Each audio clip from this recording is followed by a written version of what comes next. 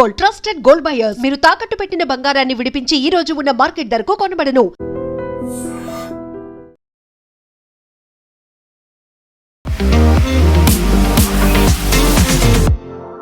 నమస్తే, నేను Kavitha. Welcome to I dream news and నిజాలు. అర్నబ్ గోస్వామి అస్సలే పరిచయం అవసరం లేని ఒక జర్నలిస్ట్. తనని గోడీ మీడియాగా అభివర్ణిస్తూ ఉంటారు. మోదీ ఎన్డీఏ గవర్నమెంట్ ఏం చేసినా తను సపోర్ట్ చేస్తూ ఉంటాడు అనేటువంటి ఒక మాట ఉంటుంది. బట్ సడన్గా అర్నబ్ గోస్వామి వాయిస్లో ఎందుకని చేంజ్ కనిపిస్తోంది? తన ట్యూన్ ఎందుకు మార్చుకున్నారు అనేటువంటి ఒక ప్రశ్న కూడా వినిపిస్తోంది. ఢిల్లీ పొల్యూషన్ మొదలు ఆరావళి పర్వతాలు కావచ్చు, లేకపోతే ఇండిగో సమ్మె, వీటన్నిటి నేపథ్యంలో ప్రభుత్వాన్నే ఆయన ఎందుకు క్వశ్చన్ చేస్తున్నాడు? నేను కేవలం పీపుల్ కోసమే ఆలోచిస్తాను, యాంటీ గవర్నమెంట్, ప్రో గవర్నమెంట్, దీని గురించి నేను పట్టించుకోను అని అర్నబ్ చెప్తున్నప్పటికీ కూడా అర్నబ్ వాయిస్ ఎందుకు చేంజ్ అయింది అనేదే ఇప్పుడు సోషల్ మీడియాలో పెద్ద చర్చగా మారింది. దీని గురించే మాట్లాడుకుందాం. మనతో పాటుగా ఉన్నారు సీనియర్ జర్నలిస్ట్ సురేష్ కొచ్చాతిల్ గారు. సార్ నమస్తే. సో అర్నబ్ గోస్వామి ఎలా అయితే ఒక రైట్ వింగ్, ఒక లెఫ్ట్ వింగ్ అంటే కంప్లీట్గా రైట్ వింగ్ని రిప్రజెంట్ చేస్తుంటాడు. ఒక కంప్లీట్ సపోర్ట్ అనేది ఫ్రమ్ హిజ్ ఎండ్ మోదీకి ఉంటుంది. మోదీ ఏం చేసినా వావా అనుకుంటూ ప్రైజ్ చేసేటువంటి మోదీ ఇప్పుడు మోదీని ఎందుకు క్రిటిసైజ్ చేస్తున్నాడు అర్నబ్ అనేది? ఎందుకంత సడన్గా చేంజ్ కనిపించింది ఈ 1 monthలో? దీనికి చాలా కారణాలు ఉన్నాయి. దీనికి ఒక బ్యాక్ స్టోరీ ఉంది. మనం ఫస్ట్ టెలివిజన్ ఛానల్ మొదలైనప్పుడు భారతదేశంలో ఒకటే ఛానల్ ఉండే 1985లో. నాకు ఇప్పుడు కూడా గుర్తుంది, దూరదర్శన్. 85లో ఏషియన్ గేమ్స్ వచ్చినప్పుడు కలర్ టీవీ దేశానికి వచ్చింది. ఈసీ టీవీ మన దగ్గర ఉన్న ఈసీఎల్ వాళ్ళు తయారు చేసిన కలర్ టీవీతో. మా కాలనీలో జమస్మాని అప్పుడు ఒక ఇంట్లోనో 2 ఇంట్లోనో కలర్ టీవీ ఉండే. సో అందరు వాళ్ళ ఇంటికి వెళ్ళి ఒక చిన్న పండుగలాగా 10-100 మంది రూమ్లో కూర్చొని కలర్ టెలివిజన్ చూస్తుండే. అక్కడి నుంచి ఎన్డీటీవీ వచ్చిన తర్వాత న్యూఢిల్లీ టెలివిజన్, ప్రణయ్ రాయ్, రాధికా రాయ్ కలిసి స్టార్ట్ చేసిన NDTV. NDTV was basically of shot of Doordarshan. ఎందుకంటే దూరదర్శన్లో వరల్డ్ దిస్ వీక్ అని చెప్పి ఒక ప్రోగ్రామ్ వస్తుండే ముందు. మేమంతా ఎర్లీ డేస్ ఆఫ్ జర్నలిజంలో చేరడానికి టైంలో కూడా మోటివేషన్ ప్రణయ్ రాయ్ ఉండే. ఆయన దొరాబ్ సుపారీవాలా అని చెప్పి ఒక ఎలక్షన్ అనలిస్ట్ ఆ టైంలో వస్తుండే. They use to analyse election, చాలా బాగా చేస్తుండే. ఆ టైంలోనే బేసిక్ గ్రాఫిక్స్ పెట్టుకొని కానీ చూడడానికి చాలా ఇంట్రెస్టింగ్ ఉంటుండే. వరల్డ్ దిస్ వీక్ అనే ప్రోగ్రామ్ దూరదర్శన్లో ఉండే ముందు. అది తర్వాత పెద్ద కాంట్రవర్సీ అయింది. దాంట్లో ఎఫ్సిటీ అంటే ఫ్రీ కమర్షియల్ టైం ఎక్సెస్గా వాడుకున్నారు ప్రణయ్ రాయ్ అని చెప్పి ఒక సిబిఐ కేసు అంతా వచ్చింది రాజీవ్ గాంధీ హయాంలో. దాని తర్వాత సపరేట్గా వెళ్ళిపోయి ఆయన సొంతంగా స్టార్ట్ చేసుకున్నారు ఎన్డీటీవీ. సో అక్కడి నుంచి కొన్ని ఛానల్స్ రావడం మొదలుపెట్టి ఏషియానెట్ మలయాళంలో, డిఎంకే వాళ్ళ సన్ టీవీ, అది కాకుండా మిగతా చిన్న ఛానల్ నార్త్ ఇండియాలో ఇండియా టుడే, తర్వాత ఆజ్ తక్ వచ్చింది. టైమ్స్లో అంతా తర్వాత వచ్చారు. దీనికన్నా ముందు వచ్చిన ఛానల్స్ ఇదని. సో కాంపిటీషన్ పెరిగినప్పుడు ఆ టైంకి ఏమైందంటే newspaper was a dying medium. మెల్లమెల్లగా మనం కొంచెం ఫాస్ట్ ఫార్వర్డ్ చేసుకుంటే కోవిడ్ టైంకి వచ్చేదాకా చాలా మటుకు television channels was running rampant. News paper ఏమో అక్కడి నుంచి వాళ్ళ డౌన్ఫాల్ స్టార్ట్ అయింది. ఇప్పుడు కూడా మీరు చూడండి, major news papers including Deccan Chronicle కానీ, టైమ్స్ ఆఫ్ ఇండియా కానీ, హిందూ కానీ, వాళ్ళ కోవిడ్ టైంలో ఉన్న సర్క్యులేషన్, కోవిడ్ కన్నా ముందు ఉన్న సర్క్యులేషన్ కన్నా హాఫ్ సర్క్యులేషన్ నడుస్తుంది. అంటే ఫర్ ఎగ్జాంపుల్ ముందు 3 లక్షల కాపీలు అమ్ముతూ ఇప్పుడు 1.5 కాపీలు కూడా బేర్లీ ఏబుల్ టు సెల్. చాలా పెద్ద డిస్కౌంట్లు అమ్ముతున్నారు వాళ్ళు. ఫర్ ఎగ్జాంపుల్ ఒక నేషనల్, ఒక లీడింగ్, ఎందుకు పేరే చెప్పేద్దాం, టైమ్స్ ఆఫ్ ఇండియా ఇప్పుడు వాళ్ళు ఆఫర్ చేసేది యాన్యువల్ ప్యాకేజ్ నాకు 1700. 1700 మొత్తం సంవత్సరం మీకు కాపీ వచ్చేస్తుంది. దానికే బదులు నేను ఆన్లైన్ సబ్స్క్రైబ్ చేసుకున్నాను, అది కూడా ఉంది నాకు. కానీ వ్యూయింగ్ హ్యాబిట్స్ మారిపోయాయి. ఎందుకు చెప్తున్నానంటే అర్నబ్ గోస్వామి జర్నీ కూడా మనం అర్థం చేసుకోవాలి. అర్నబ్ గోస్వామి కూడా ప్రింట్ మీడియా నుంచి వచ్చింది. ఆయన Rajdeep Sardesai was aviation correspondent of times of India. నేను టైమ్స్ ఆఫ్ ఇండియా ఉన్న టైంలో బాంబేలో, అంటే అప్పుడున్న బాంబేలో టైమ్స్ ఆఫ్ ఇండియాలో హీ వాజ్ ఏవియేషన్ కరెస్పాండెంట్. ఆయనకి ఏవియేషన్ గురించి ఏం తెలుసో మనకు తెలియదు, కానీ వాళ్ళ నాన్నగారి పేరు మీద రికమెండేషన్లు వచ్చారు. రాజ్దీప్ సర్దేశాయ్, దిలీప్ సర్దేశాయ్ క్రికెటర్ కొడుకు అని చెప్పేసి. దాని తర్వాత వీళ్ళిద్దరూ టైమ్స్ నౌకి వెళ్ళారు. మనం అక్కడ చూసాం ఎన్డీటీవీలో చాలా మటుకు తిరిగారు వీళ్ళు జర్నీ అంతా.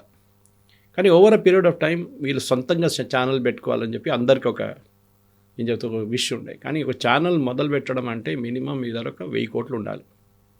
ఇన్ఫ్రాస్ట్రక్చర్ కానీ, మీ సొంత బిల్డింగ్ కానీ, network, team buildup, uplinking, down linking, జీతాలు చాలా ఉంటాయి.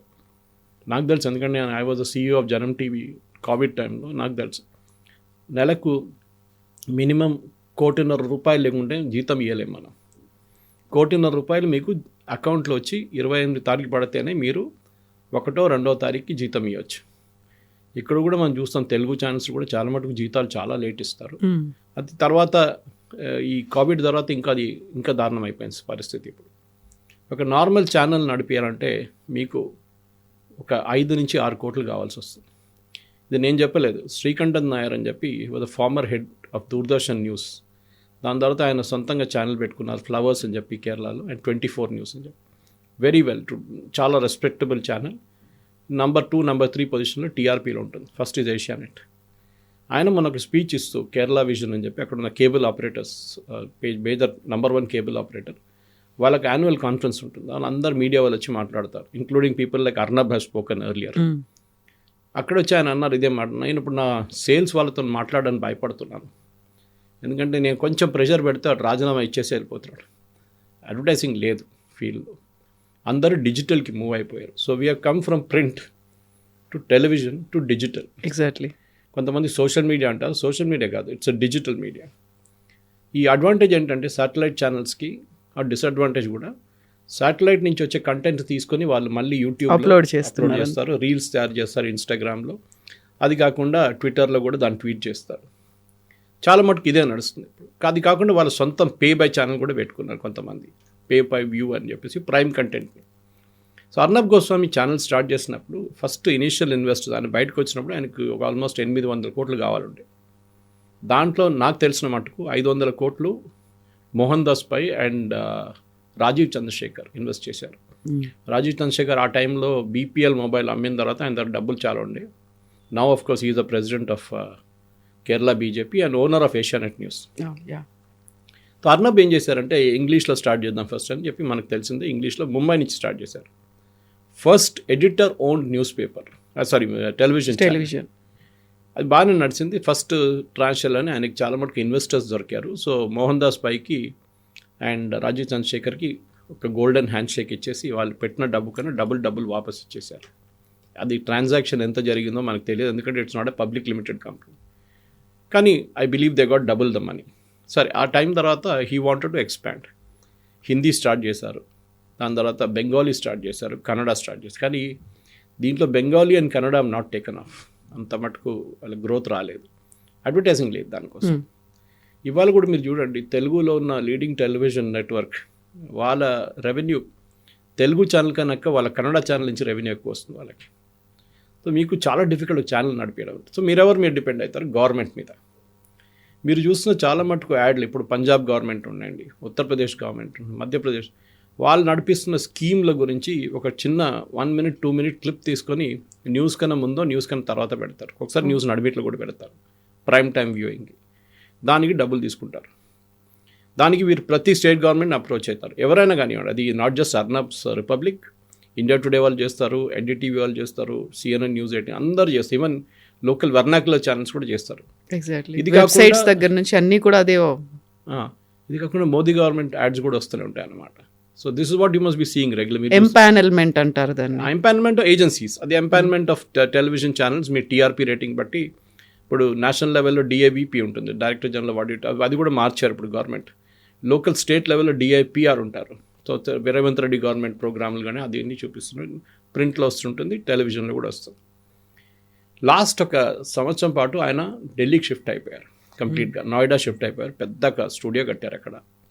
నాకు అనిపిస్తుంది బహుశా అది చేసిన ఒక తప్పు అది. ఎందుకు అఫ్కోర్స్ ల్యాండ్ చాలా చీప్గా దొరికింది, ఎందుకంటే ఉత్తరప్రదేశ్ గవర్నమెంట్ ఒక మీడియా సిటీ అని స్టార్ట్ చేశారు.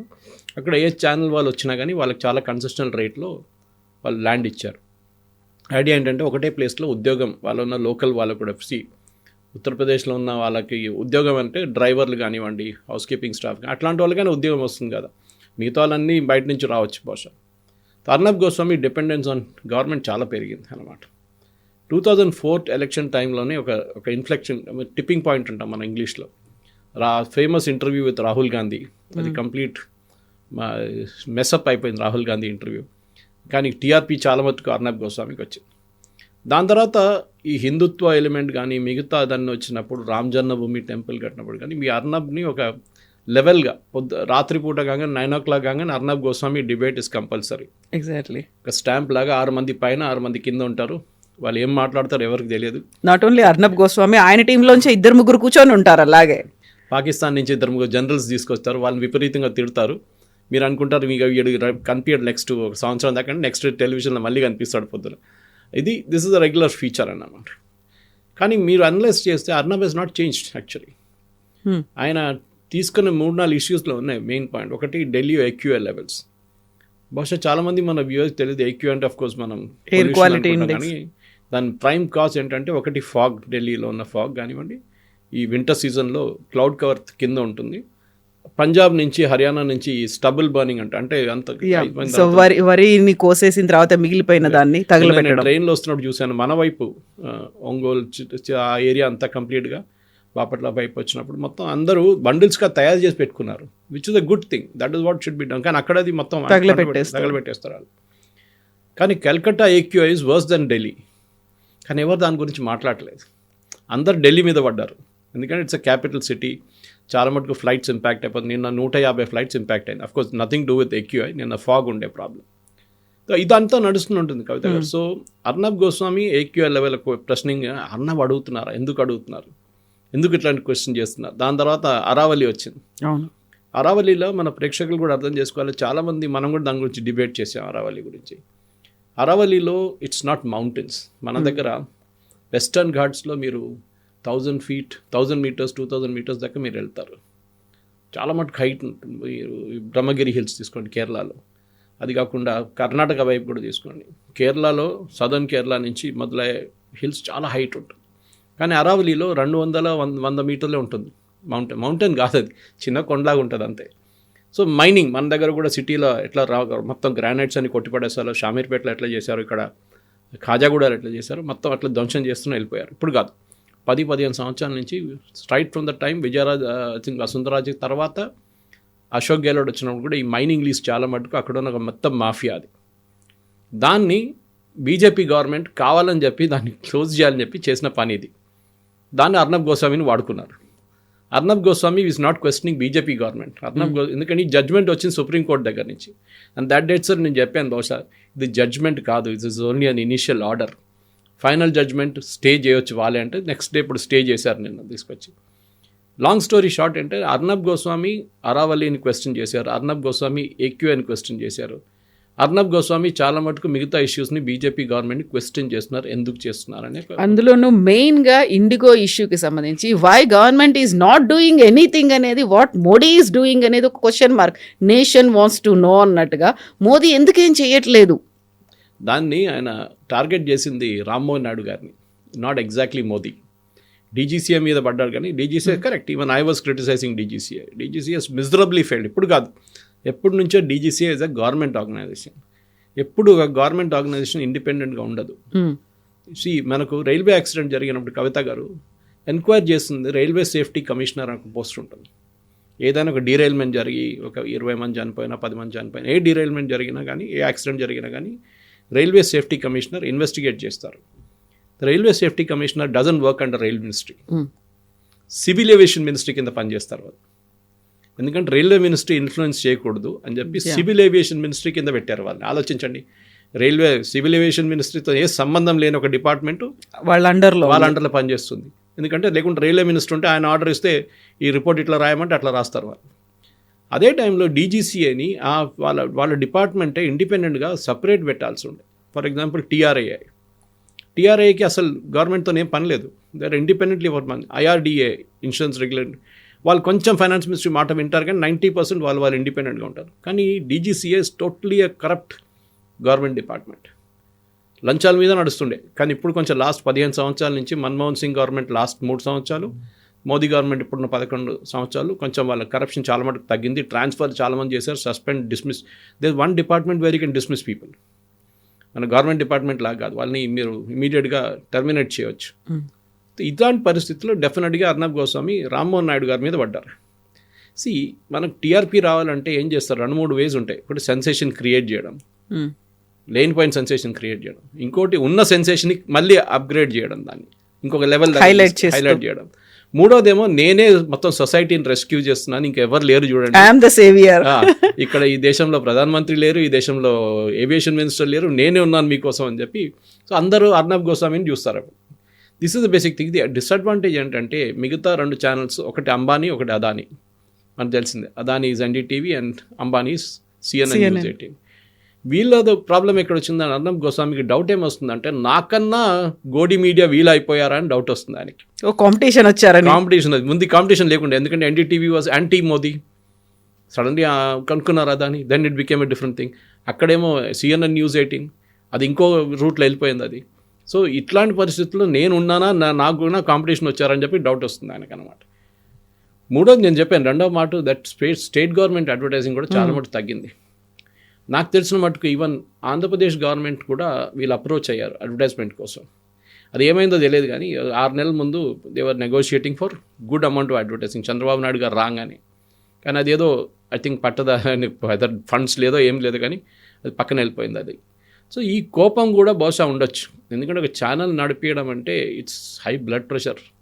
రాత్రి నిద్ర రాదు, మొత్తం మైండ్లో ఫిగర్స్ అంతా తిరుగుతుంటాయి. And I know for sure that Arnab Goswami తను పనిచేసి చాలామంది క్లోజ్ ఫ్రెండ్స్, నాకు నా ఫ్రెండ్స్ కూడా వాళ్ళు మీడియా ఇండస్ట్రీ వాళ్ళు చెప్తుంటారు, ఆయన సడన్గా హైపర్ అయిపోతారు. ఒక న్యూస్ మిస్ అయింది అనుకోండి, ఇంకొక ఛానల్ వచ్చిందంటే రిపోర్టర్స్ని మొత్తం వాయించేస్తారంట కంప్లీట్గా. వేర్ యూ స్లీపింగ్, నిద్రపోతున్నారా మీరు, వాళ్ళు చూడండి వాళ్ళ ఛానల్ వచ్చింది మన దాంట్లో రాలేదు ఎందుకు అని చెప్పేసి. సో బ్రేకింగ్ న్యూస్ కల్చర్లో కూడా కొంచెం చాలా మటుకు ప్రెషర్ ఎక్కువైంది. టీఆర్పీలో ఈ స్టిల్ అహెడ్, దాంట్లో డౌట్ లేదు.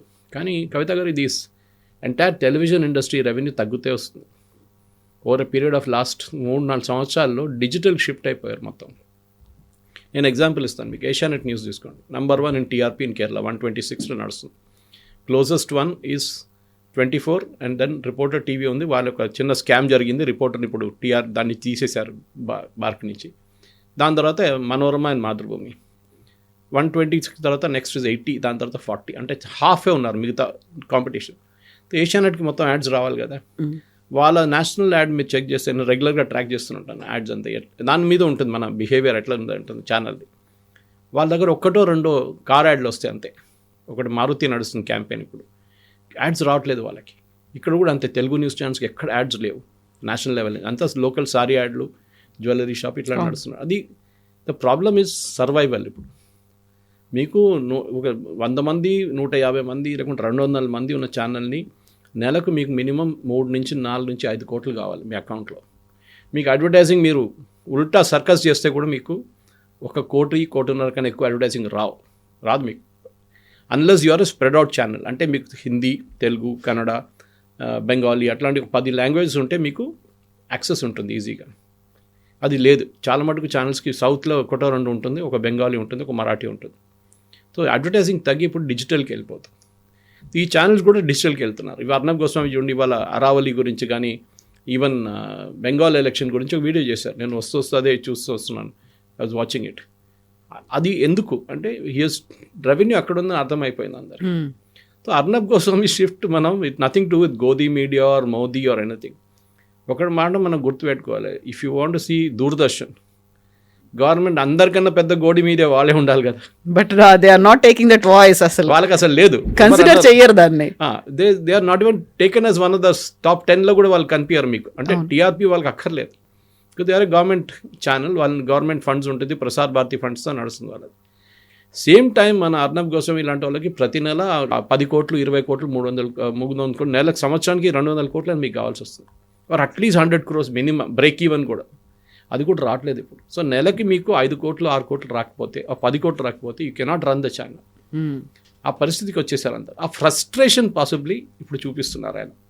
ఓకే, ఆ ఫ్రస్ట్రేషన్ ఉంటుంది. కానీ ఆయన పరిస్థితి నేను అర్థం చేసుకుంటాను, ఎందుకంటే I was in the same position. Of course not a big channel like Republic and ఒక జనం టీవీ లాంటి ఒక చిన్న Malayalam channel. In spite of central government support మాకు అంత అడ్వర్టైజింగ్ రాకపోతుండే. ఎలక్షన్ టైంలో అందరికి వస్తుంది డబ్బులు. ఎలక్షన్ టైంలో ప్రతి పార్టీ కోట్లు ఇస్తారు ఛానల్ కోసం, లైవ్ కవరేజ్ కానివ్వండి, రోడ్ షోలు కవర్ చేయడానికి కానీ, ఏదైనా కానివ్వండి. నాకు తెలుసు ఇక్కడున్న తెలుగు ఛానల్ కూడా డబ్బులు తీసుకుంటారు దానికి. కానీ the problem is very simple. న్యూస్లో వచ్చేటప్పుడు మీరు ఫస్ట్ ఉన్నప్పుడు మీరు ఒక్కటే ప్రో ఎస్టాబ్లిష్మెంట్ ఉంటే, సడన్గా 3 ప్రో ఎస్టాబ్లిష్మెంట్ ఇంకా 2 వాయిసెస్ వచ్చేస్తాయి. అది కూడా ఇంటర్నల్ కాంపిటీషన్ అయిపోయింది. Jindal I mean you look at news nation suppose to be pro Congress, వాళ్ళు కూడా ఇప్పుడు యాంటీ కాంగ్రెస్ అయిపోయారు. ఇప్పుడు యాంటీ కాంగ్రెస్గా ఉన్న ఏ ఛానల్ ఉన్నారు, 1-2 ఉండొచ్చు అంతే. మిగతా అందరూ ప్రో మోదీ అయిపోయారు. ఎవరు ఇప్పుడు ఐ మీన్ రాహుల్ గాంధీని ఎవరు ఇంటర్వ్యూ చేస్తే ఏంటంటే డిజిటల్లో మీరు how much of views you can get, ఆ వ్యూస్లో కూడా ఏదో వంట చేయడము దానికి, లేకుంటే సినిమా రీల్ చేయడం కాదు. Clients are become very choosy Kavitha garu. ఇప్పుడు ఒక క్లయింట్ దగ్గర వెళ్తే, ఫర్ ఎగ్జాంపుల్ టాటా వాళ్ళ దగ్గర వెళ్తే వాళ్ళు అంటారు మాకు కార్లు అమ్మాలి, మాకు మినిమం అది 10 lakhs నుంచి స్టార్ట్ అవుతుందని వాళ్ళకి అనుకుందాం. వాళ్ళు 5 lakhs కార్లు కూడా ఉన్నాయనుకోండి, మాకు 10, 15, 20 లక్షల కార్ అమ్మాలంటే మీ చూసే వాళ్ళకి ఆ కెపాసిటీ ఉందా కొనడానికి, వాడికి సైకిల్ కొనడానికి కెపాసిటీ ఉందా, మోటార్ సైకిల్ కొనడానికి కెపాసిటీ ఉందా, 10 లక్షల కార్ కొనడానికి కెపాసిటీ ఉందా అని అడుగుతున్నారు. చాలా క్లియర్గా అడుగుతున్నారు. బయింగ్ కెపాసిటీ ఎలా ఉంది? ఎస్, మేము మా దాంట్లో పాత when I was selling advertising space, మా దాంట్లో ఒక ఆల్ ఇండియా లెవెల్లో ఒక సర్వే నడుస్తుంది, ఏబీసీ సర్వే నడుస్తుంది. అది దాంట్లో A1, A2, B1, B2, C1, C2 అంటారు. అది కేటగరైజేషన్ అంటారు. Post graduation plus 1 lakh income A1, అట్లాంటి కేటగరైజేషన్లో ఎంతమంది చూస్తున్నా. సో అర్నబ్కి ప్రాబ్లం ఏంటంటే, అర్నబ్ అడ్వాంటేజ్ అండ్ డిసడ్వాంటేజ్ అదే. ఆయనకు చూసేది ఆల్మోస్ట్ 80% మంది are in the A1, A2 category. ఆయనకు భయం ఏంటంటే వాళ్ళు డిసపియర్ అయిపోతే, వాళ్ళు B1, B2 వాళ్ళు వస్తే నేను మళ్ళీ struggle for existence Hindi channel లాగా నేను పాన్ పరాగు లేకుంటే బనియన్లు మిగతా ఉంటాయి చూడండి, అన్ని అట్లాంటి అన్ని అమ్ముకోవాల్సి వస్తుంది. ఈవెన్ ఇలాచీ యాడ్ కూడా వచ్చింది, పాన్ పరాగ్ అనుకుంటా, ఇలాచీ యాడ్ అది కూడా ఉంది. MDH మసాలాలు అట్లా ఆ అడ్వర్టైజింగ్ వస్తుంది. నాకు అది వద్దు, నాకు BMW కావాలి, నాకు సోనీ టీవీ 72-inch టీవీ కావాలి, నాకు అట్లాంటి యాడ్స్ రావాలని చెప్పి ఒక కోరిక ఉంటుంది అందరికీ. ఐ మీన్ అదే కమింగ్ బ్యాక్, ఒక సీఈఓగా ఉన్నప్పుడు నాకు కూడా కోరిక ఉంది, నా అడ్వర్టైజింగ్లో it should be top class, ఒక ప్రీమియం యాడ్స్ ఉండాలి. నాకు ఎందుకు ఇట్లాంటి మసాలా యాడ్లు, ఈ బనియన్ యాడ్లు నాకు వద్దు అని చెప్పేట్టు. So this is where it is, the entire conflict is boiled down to money, డబ్బులు. రెవెన్యూ లేకుండా అర్నబ్ గోస్వామి కూడా ఏం చేయలేరు. అర్నబ్స్ మూమెంట్ ఇంటూ ఒక ఏం చెప్తారు, ఒక పొలిటికల్ స్విచ్ కాదు ఇది. ఇప్పుడు మీరు నేను మాట్లాడుకున్నా అరావళి అని మాట్లాడుకున్నప్పుడు అరావళి హ్యాష్ట్యాగ్ వేస్తే ఒక 50,000, 40,000 వ్యూస్కి వెళ్ళిపోతుంది. సేమ్ టైం SIR మొదలైనప్పుడు SIR నుంచి ఉండే SIR హ్యాష్ట్యాగ్ ఏంగానే SIR హ్యాష్ట్యాగ్లు పోతుంది. సో టుడే మొత్తం టెలివిజన్ అనేది హ్యాష్ట్యాగ్ల మీద నడుస్తుంది, మీ థంబ్నైల్స్ మీద నడుస్తుంది. ఇదే basic structure. So Arnab is also now changing. ఆయన చాలా మటుకు ఆల్మోస్ట్ 60% వాళ్ళ ఫ్రెండ్స్ కూడా చెప్తున్నారు, వాళ్ళు పనిచేసే కొలీగ్స్ కూడా చెప్తున్నారు, ఆయన చాలా టైం ఇప్పుడు డిజిటల్లో స్పెండ్ చేస్తున్నారు. అదే కంటెంట్ని డిజిటల్లో 2 నిమిషాలు 3 నిమిషాలు స్టోరీ చెప్పేస్తున్నారు ఆయన, which is a major change. So I don't think అర్నబ్ని ప్రో ఎస్టాబ్లిష్మెంటో యాంటీ ఎస్టాబ్లిష్మెంట్ చూడకూడదు, కరెక్ట్.